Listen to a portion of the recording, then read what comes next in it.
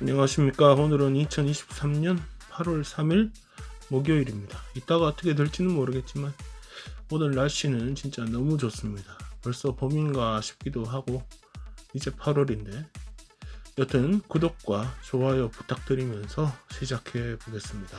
빅토리아주 정부가 영연방 게임 취소와 관련하여서 두 차례 걸쳐서 공식 조사를 받게 되었습니다. 먼저 감사원이라고 해야 하나요?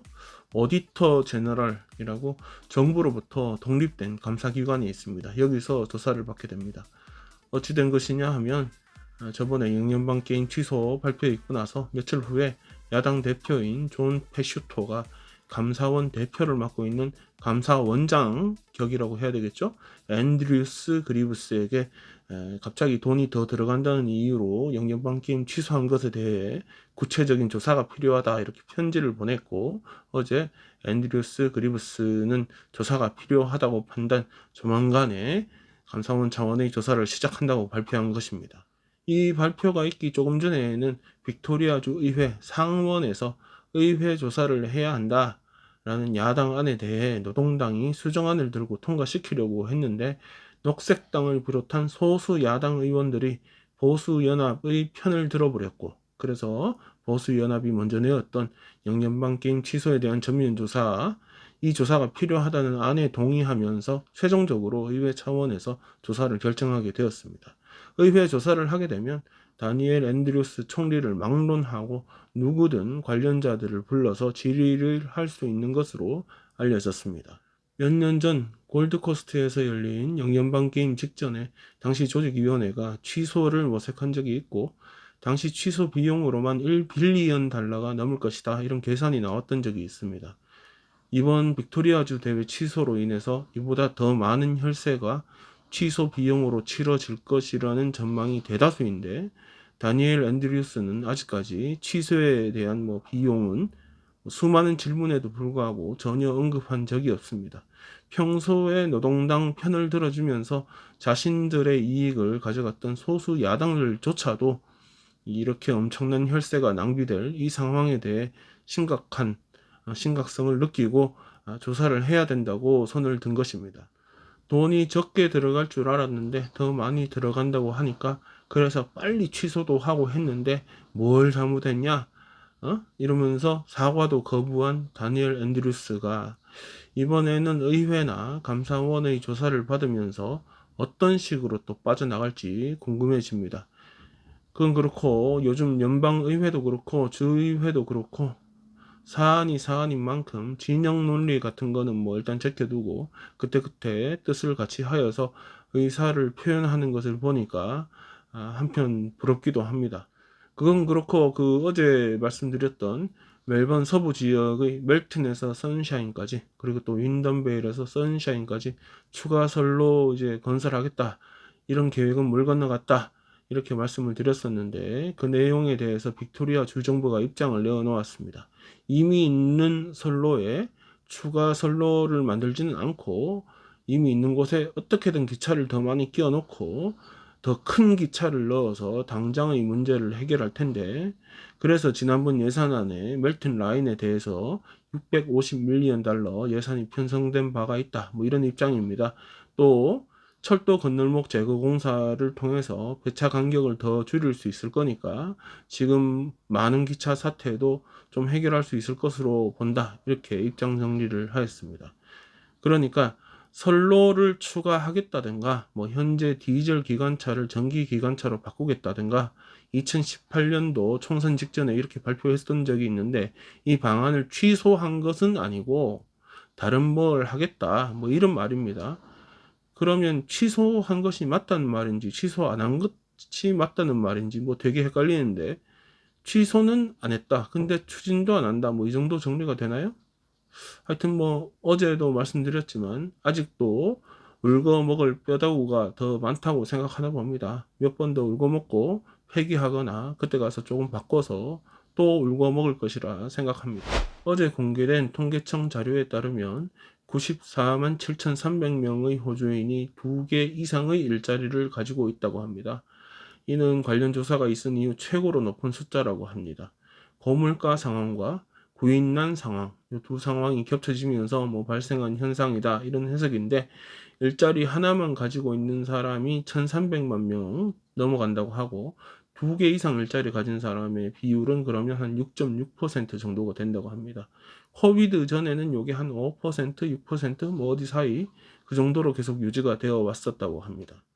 당연한 이야기지만 두 가지 이상의 일을 하는 사람들의 근무 시간은 한 가지 일을 하는 사람들의 근무 시간보다 더 길었습니다. 평균으로 보면 본업은 주에 30.9시간, 부업은 주에 9.6시간, 그래서 일주일에 40.5시간을 일하고, 그냥 본업만 하는 사람들은 평균 근무 시간이 주에 35.5시간이었다고 합니다. 남성은 부업까지 할 경우에 근무 시간이 45.3시간으로 좀 늘었고, 여성의 경우는 부업을 하게 되면 36.4시간으로 시간이 조금 주는 조사 결과가 나오기도 했습니다. 부업을 가진 경우는 남성이 5.7%, 여성이 7.7%로 여성이 부업을 가진 비율이 더 컸습니다. 연령별로도 봤는데 20에서 24세 사이가 8.9% 부업을 하고 있었고, 그래서 가장 많았고, 15세에서 19세 사이 또 7.9%로 부업을 가지고 있는 것으로 조사되었습니다. 반대로 60에서 64세 경우는 5.5%, 65세 이상은 5.2%로 나이가 많을수록 부업을 하는 경우가 줄어들었습니다. 뭐 분위기 이러니까 나도 부업을 해볼까 싶기도 하고, 실은 뭐 그런 생각을 꽤 자주 해왔습니다. 많이 해왔는데, 근데 결론은 저 같은 경우는 주말에 그냥 오버타임 하면 되기 때문에 앞으로 고민 안 하려고 합니다.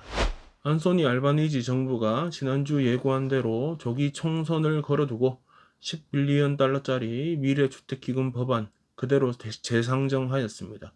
석 달 동안 조정 기간이 있음에도 불구하고 더 이상 조정은 필요 없다, 이렇게 판단한 여당이 그대로 밀어붙이는 그림인데, 이는 뭐 조기 총선을 할 경우에 지금보다 더 많은 의석을 확보할 수 있다, 이런 자신감도 반영된 것으로 보입니다. 지난 6월 말에 처음 상정되었을 당시에는 녹색당이 자신들이 주장하는 임대료 동결, 임대료 인상 제한, 더 큰 금액을 정부주택과 저렴한 주택사업에 투입하도록 하는 내용이 포함되어져야 한다, 이러면서 반대 의사 밝혔고 통과가 되지 않았던 적이 있습니다.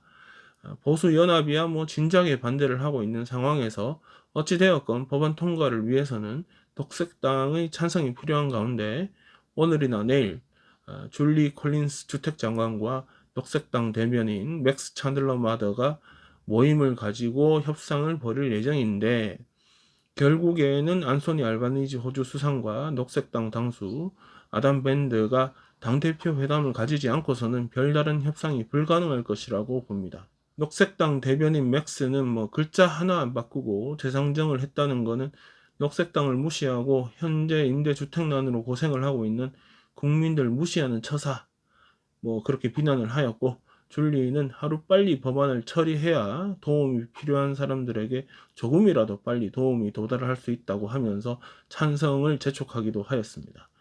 얼마 전에 안소니 알바니지 수상은 임대료 동결 방안은 각 주정부가 결정할 문제라면서 이번 법안에 포함될 수가 없다고 밝힌 바가 있습니다. 일단 급한 불은 빨리 끄는 게 좋을 텐데 조금만 좀 양보해주고 하루빨리 법안을 통과시켜주는 것은 어떨까? 비전문가적 입장에서 생각해 봅니다. 어제 오후 1시 30분경 무니폰즈에 있는 한 달러숍에서 한 정신 나간 인간이 아무런 상관도 없는 사람들을 상대로 폭행을 하고 있다는 신고가 접수되어서 경찰이 출동하는 일이 있었습니다. 경찰은 인근 지역에서 36세 남성을 체포하였는데 펜으로 사람들을 무차별로 찌른 것으로 알려졌습니다. 목격자에 따르면 비명을 듣고 가게로 가보니까 이 남자가 무슨 뾰족한 것으로 여성의 목을 찌르려고 하고 있었고, 이 여성이 저항을 하니까 주먹으로 또 폭행을 가하기도 했다고 합니다. 30세에서 80세 사이까지 총 4명이 상해를 입고 병원으로 이송되었는데 중상은 없는 것으로 알려졌습니다. 다른 목격자 말로는 이 인간이 가게 안에서 뭘 훔치려고 하다가 들켰고, 가게 주인이 뭐 한소리 했겠죠. 그러니까 그때부터 돌변하여서 마침 가게에 있던 손님과 이 가게 주인까지 해서 무차별로 펜으로 찔러버린 것이라고 합니다. 무니폰즈 한복판에 사람들이 많이 댕기는 길에서 이런 일이 일어났다는 게 상당히 심각하게 들립니다. 뭐 맨정신 아닌 놈 한 놈이 그냥 사고 쳤다 이러고 몰아가기에는 여기 사람들이 너무 많이 댕기는 길이거든요. 이러다가 동네 커피숍에서 커피 한 잔 마실 때도 이 주변을 막 살펴야 하는 거 아닌가 그런 걱정도 되기도 합니다. 네, 오늘 준비한 소식은 여기까지입니다. 즐거운 하루 되시고 끝까지 시청해주신 여러분들 감사드립니다. 구독도 해주시고 좋아요도 해주시고 주변 사람들한테 공유도 해주시라 부탁드립니다.